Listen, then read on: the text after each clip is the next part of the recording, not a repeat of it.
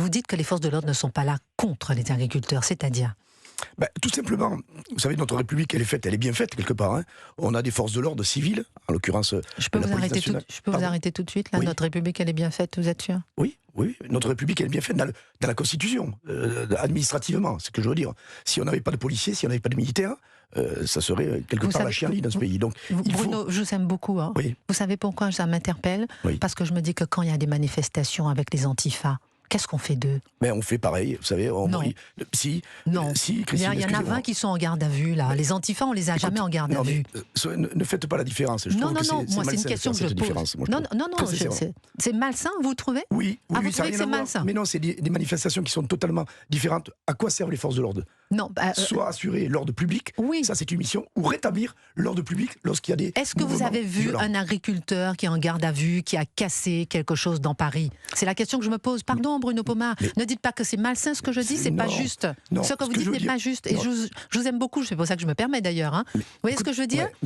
Moi, je me mets à la place de tous les Français, c'est-à-dire que... Moi aussi, je suis avec les agriculteurs. Vous voyez ce que je veux dire? Lorsqu'on vient, on casse tout dans Paris, les commerçants, ils sont en train de se barricader partout, et là, ils viennent, ils ne mettent pas les gens en danger. Ils ne veulent pas aller au contact. Ils ont même déneigé les routes pour arriver à Paris, pour arriver. Et là, on les met en garde à vue. Pardonnez-moi, mais quand vous me dites que c'est malsain ce que je dis, Bruno Pomar, je suis choquée. Je suis allé un petit peu fort dans mon propos, mais bon, encore une fois, si on a mis en garde à vue sûrement un agriculteur, ou deux, ou plusieurs, c'est qu'il y avait une bonne raison. Je ne pense pas que les autorités, compte tenu du contexte que nous vivons, se permettrait de mettre des agriculteurs en garde à vue pour rien. Pour troubler l'ordre public. Non, mais qu'il y a un geste, oui, un trouble à l'ordre public, mais oui, ça existe. Et la loi, elle est faite pour tout le monde, mes amis.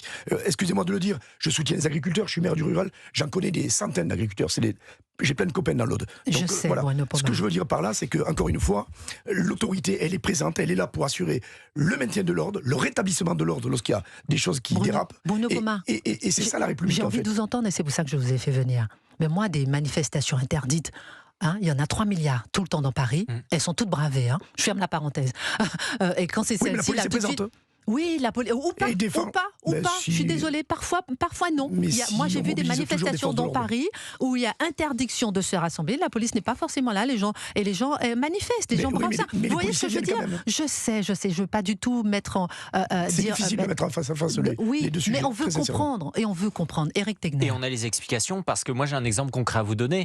Hier, à 21h, on avait un journaliste. Il intervenait sur CNews. Il était avec des agriculteurs. Ils ont 5 de leurs compagnons qui ont été mis en garde à vue. Ils n'avaient rien fait. Vous savez ce qu'on voyait sur les images? On voyait le drapeau français à l'arrière du tracteur. Les policiers, lorsqu'ils les ont arrêtés, ils leur ont dit écoutez, on va vous accompagner en dehors du département. Mais au bout de quelques mètres, finalement, ils les ont verbalisés et ils les ont arrêtés. C'est ça la réalité de ce qui se passe. Aujourd'hui, on voyait comment Laurent Nunez traite les choses différemment que Gérald Darmanin. Il y a donc un précédent. On est sur une doctrine du maintien de l'ordre qui est en totale dérive aujourd'hui. C'est une réalité. C'est la raison pour laquelle là, ça bouge un peu. C'est-à-dire que je pense que la préfecture a quand même laissé passer les tracteurs parce que hier soir, ils ont vu qu'il y avait un problème. Ils ont vu que les médias en parlaient. Parce qu'ils ont essayé de faire en sorte que tout le monde se taise. Est-ce qu'il y a des consignes particulières, Bruno Pomar? Est-ce que vous pensez que les policiers, là, ils sentent qu'il y a une tension? Ils se préparent à quoi, les forces de l'ordre? Bien sûr, le discernement. 11h25, là, maintenant, de laisser passer les véhicules ou laisser venir les manifestants devant l'Assemblée nationale, ça s'appelle du discernement de la part des forces de l'ordre et du préfet de police. Pourquoi? Tout simplement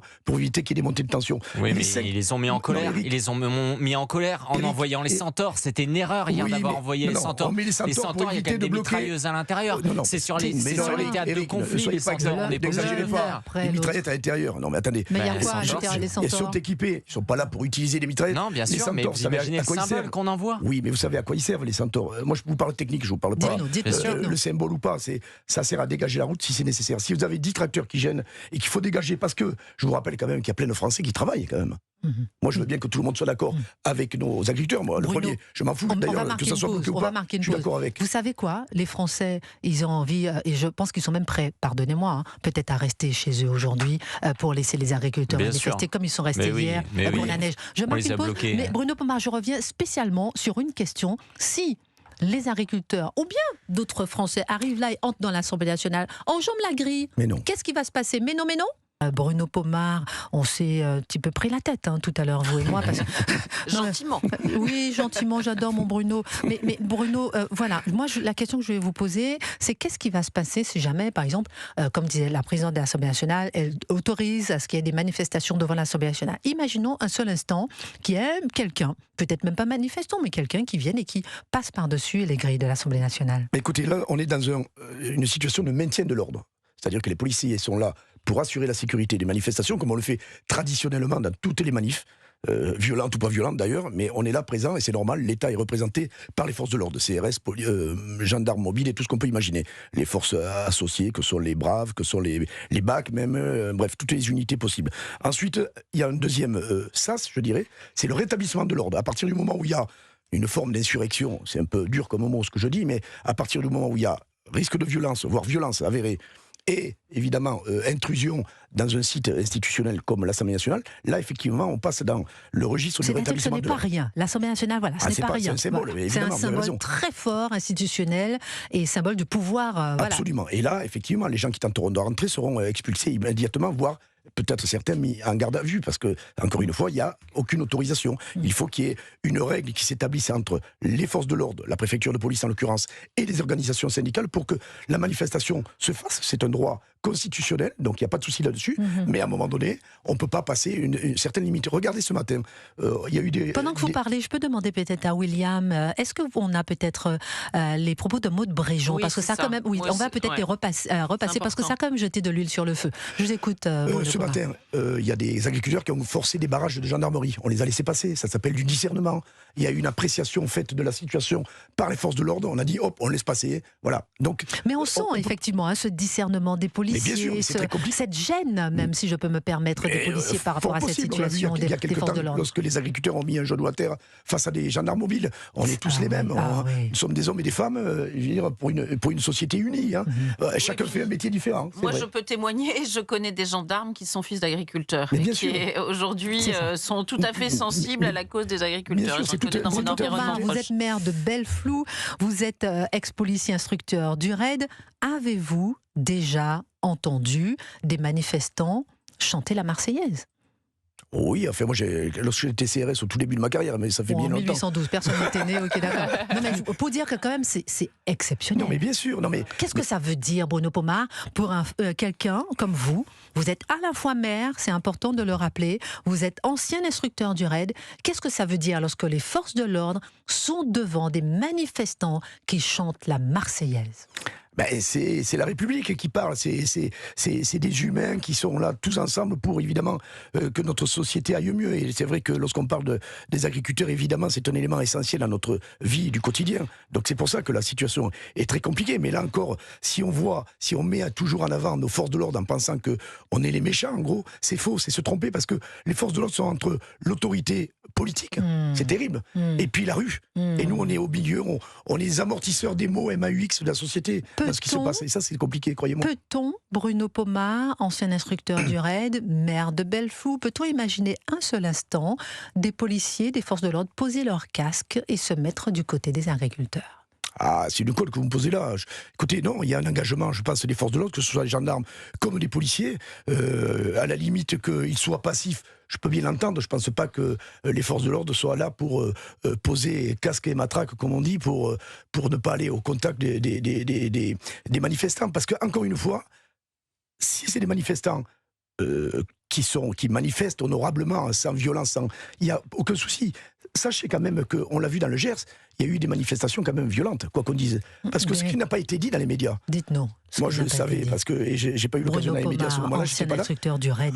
Dans le Gers, lorsqu'il y a eu des manifestations qu'on a dit, on envoyait des grenades, etc. sur les... Il faut savoir quand même qu'il y avait des mouvements d'extrême gauche, comme d'extrême droite d'ailleurs, qui se sont introduits dans la manifestation de ces agriculteurs et qui ont foutu le bordel. Excusez-moi le terme. Vous voyez Bruno Pomar? Vous voyez Bruno Pomar? Oui. Voilà ce qui peut aussi arriver. Parce que quand c'est les agriculteurs, ils sont mignons, ils sont gentils. Mais quand c'est l'extrême gauche, alors là, ça prend une autre dimension. Parce que vous vous rappelez au début, justement, on avait dit aussi, le tout début, là, juste avant l'hiver, que c'était des manifestants d'extrême gauche qui étaient venus contre l'abattage et qui avaient justement cristallisé la situation. Ça peut arriver, là aussi. Mais oui, donc, attention, vous avez les renseignements territoriaux, vous avez les services de renseignement qui sont là pour observer et savoir ce qui se passe. Ils ne sont pas complètement stupides, quand même. Oui, donc on analyse un peu les situations. Entre savoir ce qui se passe et agir, on voit tout le temps qu'avec les antifas, il y a quand même un grand écart. On commence à en connaître certains, vous savez, on retrouve toujours sur les manifs, toujours à peu près les mêmes. Donc, mais pour vous dire ce qui s'était passé avec l'abattage et les fameuses violences, on a dit les policiers, les gendarmes ont attaqué volontairement les agriculteurs, c'est totalement faux. Moi, j'ai des éléments factuels pour vous le dire. Oui, mais il y avait les éléments d'extrême gauche qui étaient venus cristalliser la situation. Il n'y avait pas volonté des agriculteurs d'aller à l'affrontement avec les CRS. Au bout du bout, ce sont les agriculteurs qui trinquent. Bien sûr, évidemment. C'est au détriment des agriculteurs. Non, je vous dis, on a encore un métier qui est très compliqué. Je peux vous dire que le préfet de police doit se faire des cheveux dans sa salle de commandement avec les autorités parce que, encore une fois, on est sur un domaine qui est très sensible, qui est apprécié évidemment du public, puisque on parle des agriculteurs et de la détresse de ces agriculteurs. Donc il faut, encore une fois, trouver le juste équilibre dans le maintien de l'ordre. Il faut trouver le juste équilibre et on va regarder minute par minute en direct sur Europe 1 si on arrive à trouver le juste équilibre en attendant effectivement que les politiques prennent sérieusement la situation en main et ne pas laisser le peuple effectivement là face aux forces de l'ordre, une situation plus que gênante. Pour tout vous dire en direct et ne rien vous cacher en direct du studio d'Europe 1, Éric Tegner vient de partir, il vient de monter sur son scooter, il est parti devant l'Assemblée nationale pour nous raconter ce qu'il voit, ce qui s'y passe. Bien sûr, on garde Antoine Bienveau aussi, reporter d'Europe 1, et on aura Éric Tegner dans un instant. D'abord, avant d'avoir Edith qui nous appelle de la Loire, qui est une femme d'agriculteur, elle est très en colère. Avant d'avoir Edith, je voulais vous faire écouter des mots de la porte-parole du gouvernement qui ont jeté de l'huile sur le feu ce matin. La situation qu'on voit depuis cette nuit, depuis ce matin, n'est pas acceptable. Et donc sur l'appel à manifester devant l'Assemblée nationale, comme sur les tracteurs qui sont en ce moment même sur la place de l'Étoile à l'Arc de Triomphe, je n'ai qu'une chose à dire. Tout ça est illégal, nous ne laissons pas faire et nous ne laisserons pas faire. On a laissé, je pense, avec une forme de bienveillance, en tout cas avec du dialogue, avec de la mesure, les expressions se faire. Je le redis, le ministre de l'Intérieur ne laissera pas faire. Tout ça est illégal, nous ne laisserons pas faire. Bonjour Judith, merci pour votre patience, vous nous appelez de la Loire. Vous êtes femme d'agriculteur et cette crise vous met très en colère. Edith, j'ai dit quoi? Judith. Ah, j'ai dit Judith, pardon ma belle Edith. Edith, vous êtes là? Allô? Oui, ma Edith, je sais que ça fait un moment que vous attendez en ligne. Je dis que vous êtes femme d'agriculteur, Edith, vous nous appelez de la Loire et vous êtes très en colère avec cette crise.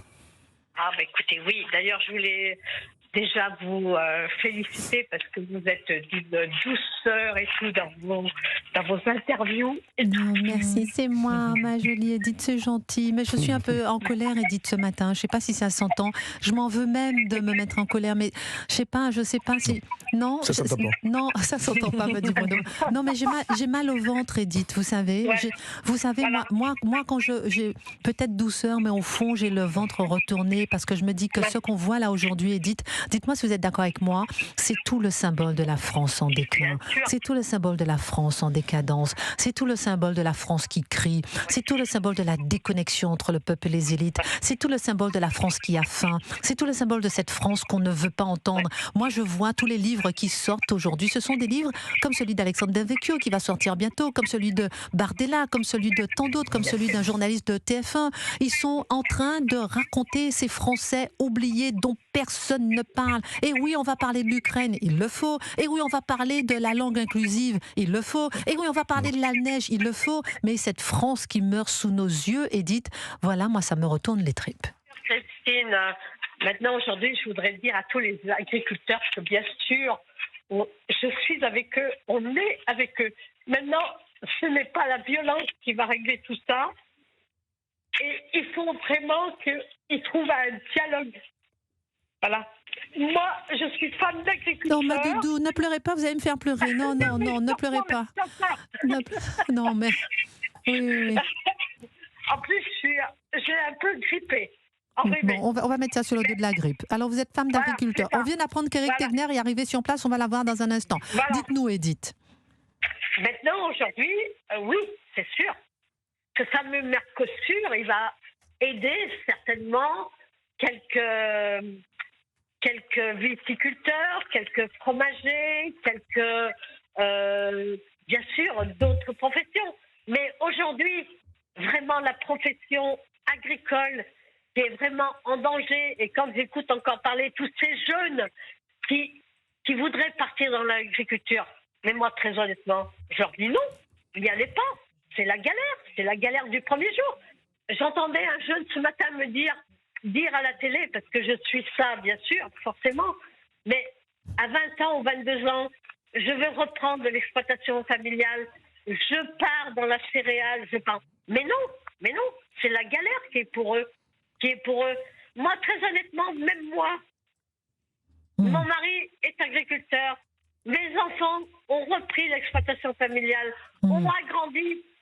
C'est du 1er janvier au 31 décembre, la galère. H24. Une galère. 7 jours sur 7.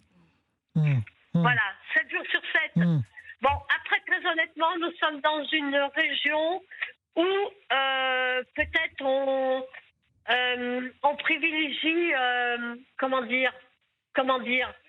les produits français. On revient peut-être à la source. On achète français. Après, attention, acheter français, il faut pouvoir. C'est ça. Moi, j'essaye. C'est un acte citoyen maintenant. Français. Aujourd'hui, qu'est-ce qu'on peut dire à la France, aux gens?